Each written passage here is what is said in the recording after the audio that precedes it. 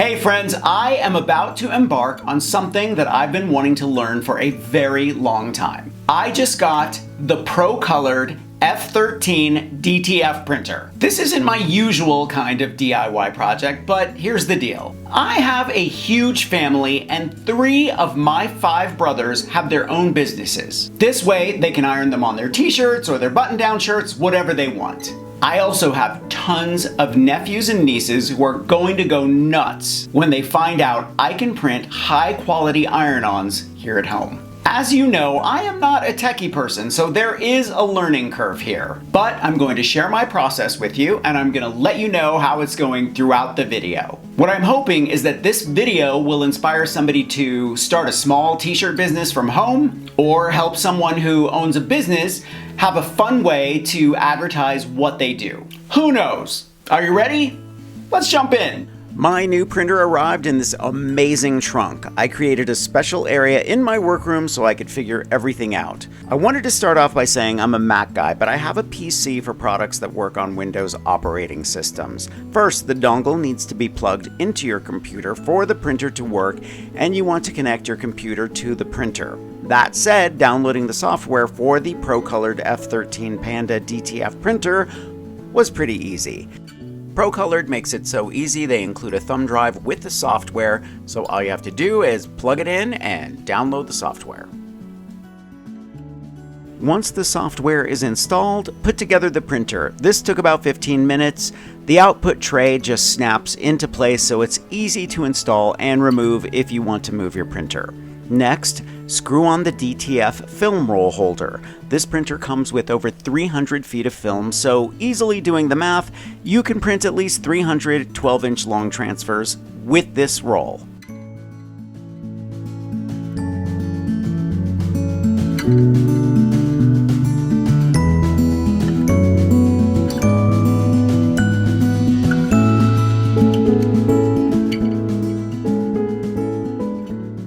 You want to make sure that your film glides easily off the holder without any tension.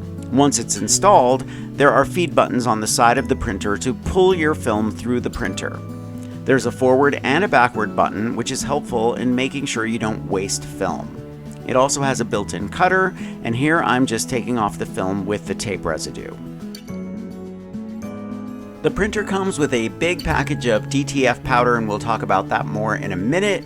It also comes with quite a bit of ink, and before I put it into my printer, I'm going to shake it up, just in case anything settled during shipping. You'll notice that it comes with 2 bottles of white ink, and that's because the Procolored printer prints a layer of white on the back of each print as an underbase layer, which ensures that the colors printed on top appear vibrant and opaque, especially on dark fabrics. Once everything is shaken, I'm going to pour the inks into the corresponding bottles on the right-hand side of the printer. If you happen to live at a higher altitude like I do, you'll want to be sure to put a rag over your ink bottle before you remove the protective foil layer or it will spray. I learned this the hard way. Make sure once your bottles are filled that the lids are replaced firmly before you go on to the next color.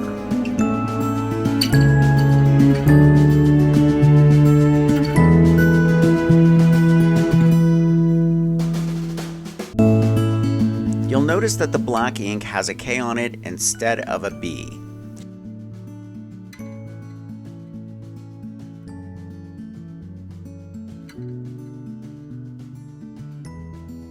For this next step, we're going to pull the ink through the printer to the ink sac heads using a syringe and small orange tips. They give you 5 tips, so use one for each color so that you don't contaminate the print heads with the other colors. Rinse these out and save them because later, if you leave your printer for an extended period of time without using it, you may have to unclog the ink, so you'll pull fresh ink through the tubes and just squirt it back into the corresponding ink containers on the side of the printer. Carefully remove the first sac head and insert the syringe. Gently pull until you have a little ink in your syringe and then carefully snap the sac head back into place. Do this for each color and you'll notice there are 2 white sac heads. Just do both.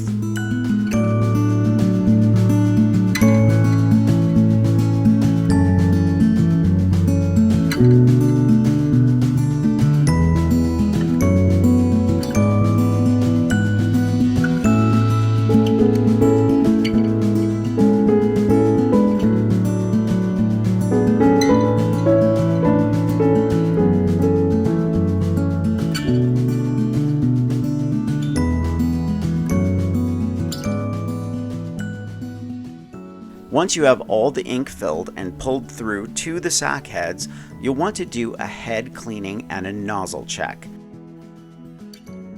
You'll notice a little broom icon. Click on that and then click on the nozzle check and let the printer do what it needs to do. Once it's complete, check to make sure that all the lines are solid and printing correctly. If they're not, repeat the process. That worked for me, and after I did it a second time, it was ready to print. There is some daily maintenance to the printer, and it's just a simple print head cleaning and nozzle check to see if all the lines are perfect and if it's in good shape. I worked on this for a week and did it every morning, and it was fine. Okay, now it's time to print. Click on the mountain icon and choose your file. Then, using the corners of the image, resize it to fit. I'm a little clumsy on a PC, but just click and drag until you get it to the size you want.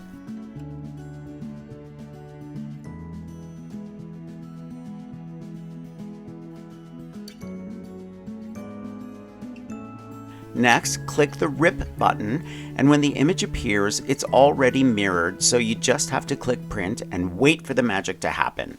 What I soon discovered is that this printer works like most other printers. Once you get it running, it's actually even a bit easier to use than most printers. Once you have your print, let it set for at least 1 minute. Now let's talk about DTF powder. This is a vital component of DTF printing. The powder creates a strong bond between the ink and the fabric, resulting in high-quality, long-lasting impressions. Place your print face down in a dedicated container and cover the back with the DTF powder. Shake off the excess, and then it's ready to put in the oven. The oven melts the DTF powder, causing it to adhere to the print so it can properly be applied to the fabric. Just turn on the oven with the switch in the back and set the temperature and the timer. I'm setting it at 125 degrees Celsius and 180 seconds.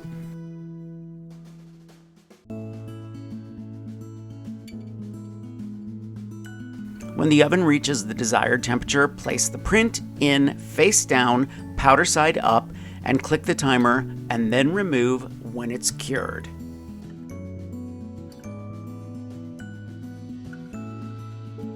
When you're ready to move on to another design, save your work, delete it from the workspace, and start another image. This is an 80s inspired print designed by my younger brother Phil, who is a graphic designer.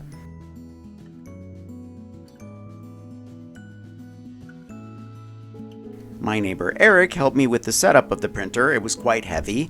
He is a minister, and I'm gifting him some t-shirts with his church logo. My brother Matt is a fish tank expert and runs a company called Mr. Fish, so I thought I'd make him a few t-shirts too. Because this printer is for more than just a hobbyist and geared toward a small business owner, you need to be cognizant of a few things. The maintenance is important. You want to use your machine daily to every 3 days to keep it in great shape. And if you do go on vacation or need to store it for a while, you will have to follow some instructions for cleaning the print heads and making sure they're aligned properly. When working with DTF powder, it's important to take safety precautions such as wearing goggles, a face shield, a mask, gloves, and an apron. You can also use an air purifier or ventilation. Once you've cured your prints with the DTF powder, it's time to apply them to your t-shirts or tote bags. Procolored was kind enough to send me their heat press machine specifically designed for their prints. You are going to need a large Teflon sheet to protect your fabric. I set the heat press machine to 335 degrees Fahrenheit and 15 seconds.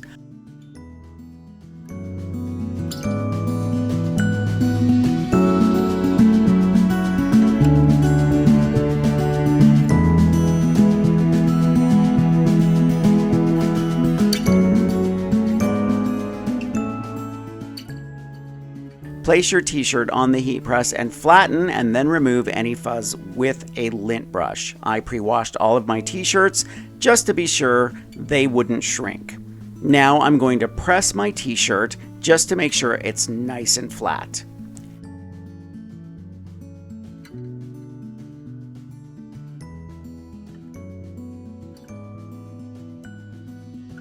Center your print, tape it in place if you want with heat-resistant tape. Place the Teflon sheet on top and start the heat press.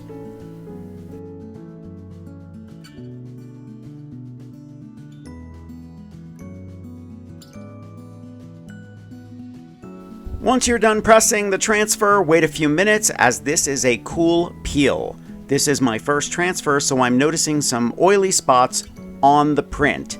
That's just moisture getting trapped. Don't worry about it. Simply add a flat sheet of craft paper or a paper bag over the print, add the Teflon sheet, and then press again for a few seconds.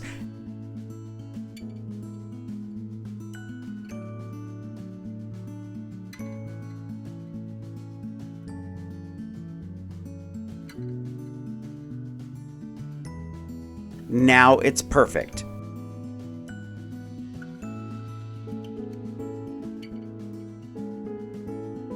The most effective method for removing DTF powder from a shirt is by using a little rubbing alcohol and a cotton swab to soften the powder and then wipe it away or wash the shirt.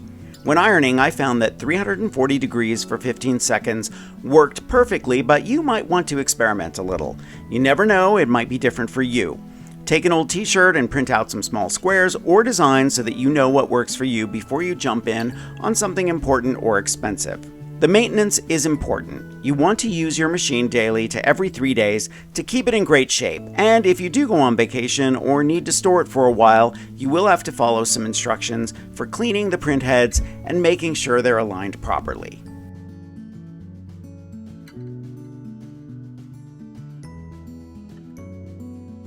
I'm going to leave a link for everything I used for this project in the description below. Thumbs up if you like my video. Leave me a comment and I will get back to you. Subscribe to my channel if you haven't already. Press the notification bell so that you know I have a new video. If you want projects that I don't share anywhere else, follow me on Patreon. I'll leave a link to that below as well. And if you want inspiration, grab one of my craft books. I think you'll like the Big Ass Book of Crafts, and I'll see you real soon. Bye, everybody.